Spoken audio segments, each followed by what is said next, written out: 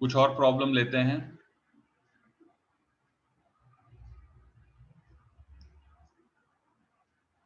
This is lecture number 3। हम लोग limits पे कुछ प्रॉब्लम सॉल्व कर रहे हैं।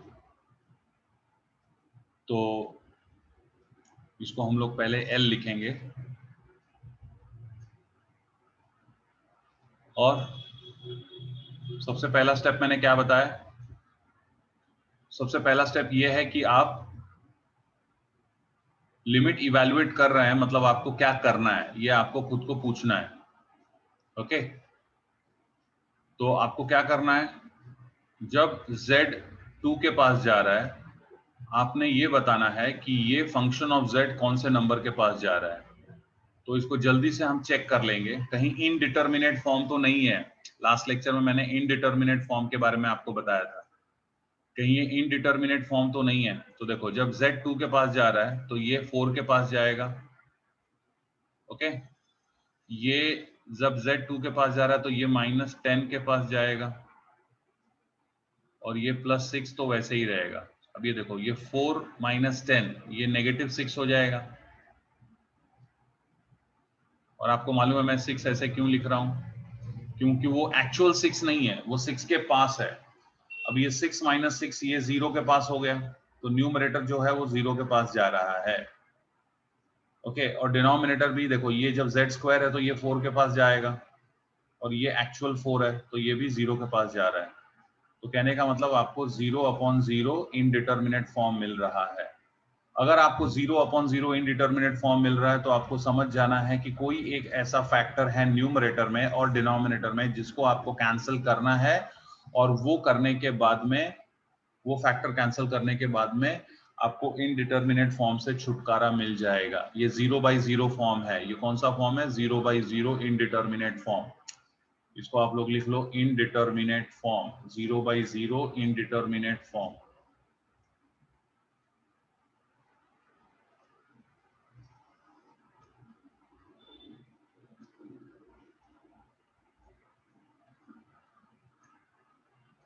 तो अभी देखो मैं क्या करूंगा, मैं इसको फैक्टराइज करूंगा तो मुझे यहाँ पे मिलेगा लिमिट z टेंड्स टू 2 और यहाँ पे मुझे मिला z² - 4। z² - 4 को मैं लिखूंगा z² - 2 स्क्वायर, z² - 2 स्क्वायर, और यहाँ पे मैं लिखूंगा z² - 3z - 2z + 6।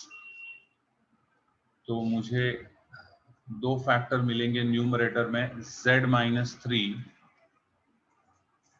z - 3, z - 2, और यहाँ पे मुझे मिलेगा z - 2 and z + 2।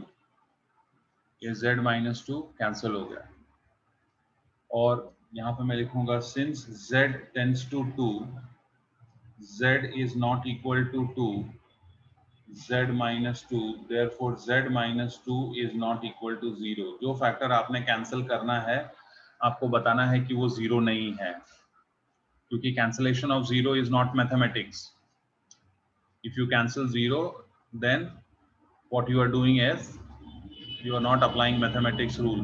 0 cannot be cancelled। 0 cancel किए तो सब गड़बड़ हो जाएगा। जैसे कि यहाँ पे देखो, अगर मैं लिखता हूँ 12 × 0 = 15 × 0, तो 12 × 0 15 × 0 ये बराबर है, सही है, क्योंकि ये भी 0 ये भी 0 है तो दोनों इक्वल है। अब देखो मैं कुछ गड़बड़ करूंगा और वो गड़बड़ करने से महा गड़बड़ हो जाएगी।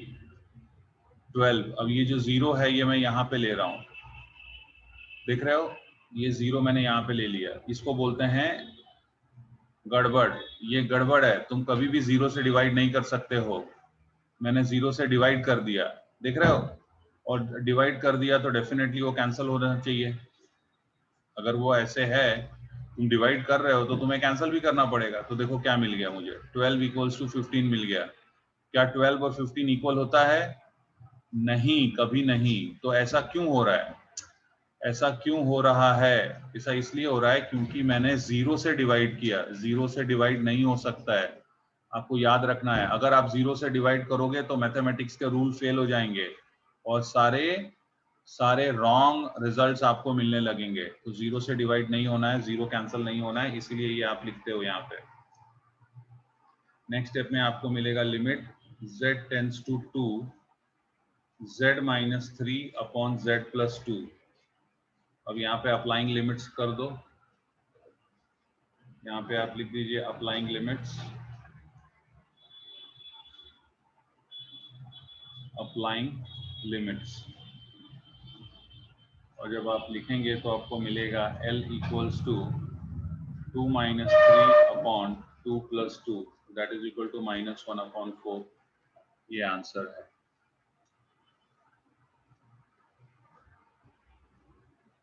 एक प्रॉब्लम और लेते हैं।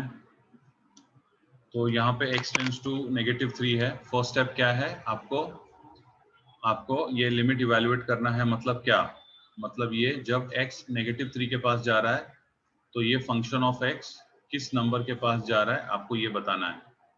ये फंक्शन ऑफ x किस नंबर के पास जाना है, तो जल्दी से आप चेक कर लीजिए किस नंबर के पास जा रहा है।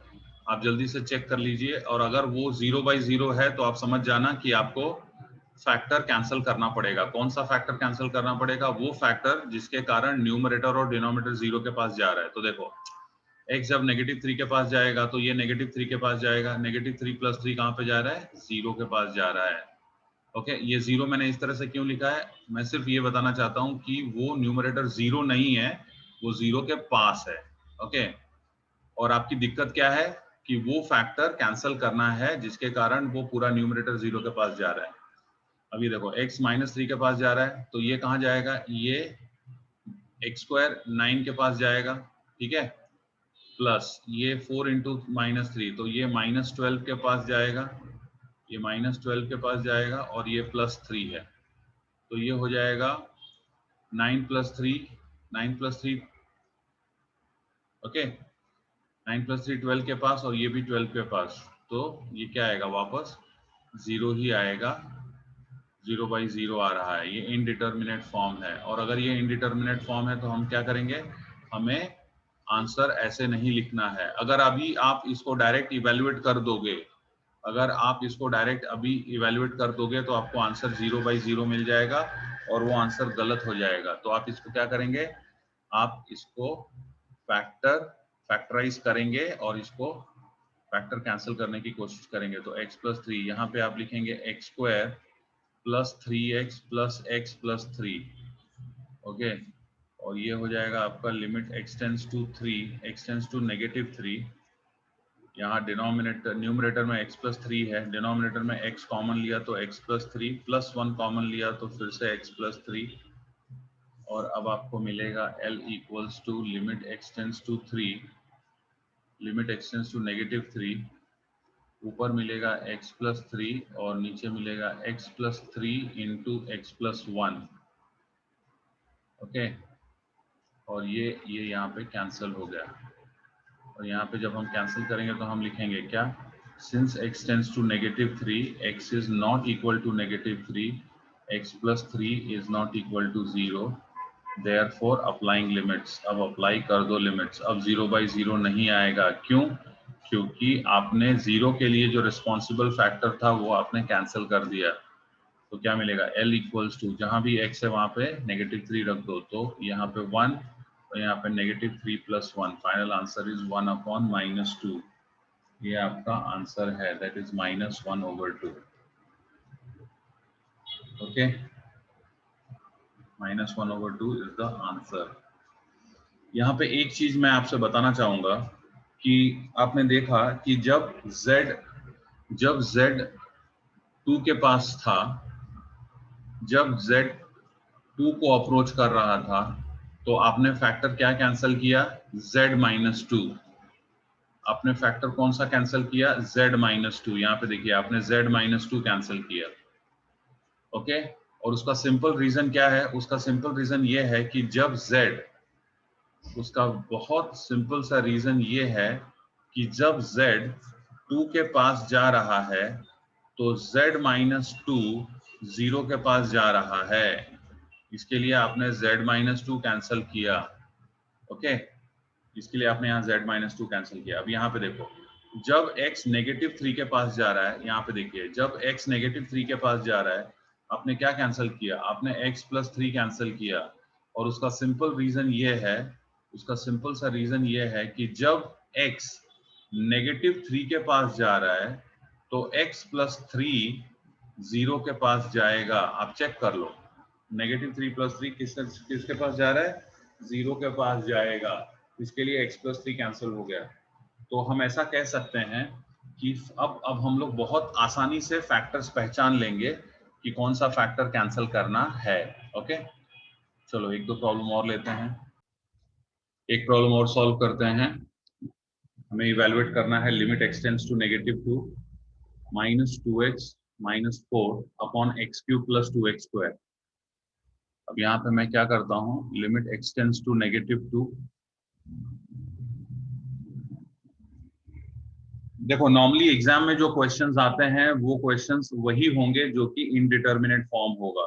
डायरेक्ट इवैल्यूएशन वाला प्रॉब्लम तो एग्जाम में नहीं ही आएगा, क्योंकि वहां पर तो वो बहुत सिंपल हो जाएगा। ओके, तो ये सीधी सी बात है, यहाँ पे इनडिटर्मिनेट फॉर्म होगा, 0/0 ही होगा। आप चेक कर सकते हो, जब x -2 के पास जा रहा है तो ये -2 के पास जाएगा, -2 × -2 ये +4 के पास जाएगा, और यहाँ पे -4 है तो ये 0/0 हो जाएगा। ऊपर 0 आ गया।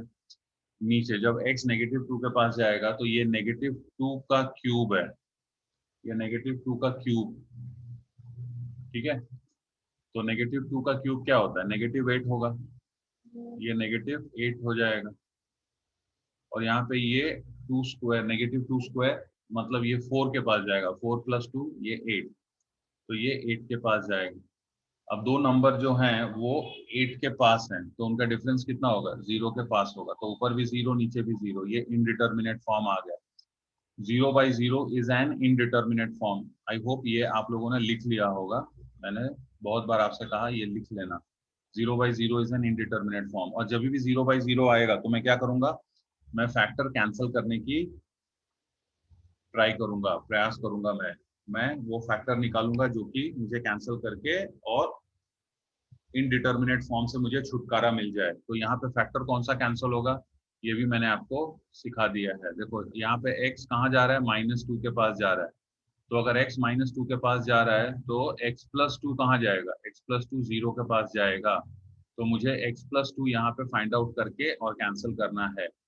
ओके, मुझे x + 2 कैंसिल करना है। तो अब मैं स्टार्ट करता हूँ। देखो यहाँ से मैं -2 कॉमन ले लिया तो मुझे मिलेगा x + 2। -2 मैंने कॉमन लिया तो मुझे x + 2 मिला, और यहाँ से मैंने x² कॉमन लिया तो x² कॉमन लेने पे मुझे वापस x + 2 मिला।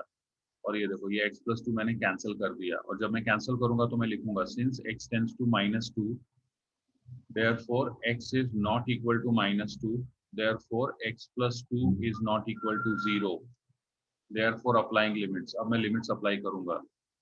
therefore L equals to क्या मिलेगा? Limit x tends to -2, x tends to -2 -2 upon x²। Okay, अब मैं लिखता हूँ अप्लाइंग लिमिट्स, अप्लाइंग लिमिट्स।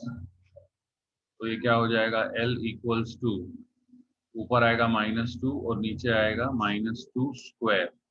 तो ये हो गया -2 अपॉन 4, और आंसर जो है वो है -1/2। आई होप आप लोगों को ये समझ में आ गया होगा। Thank you very much.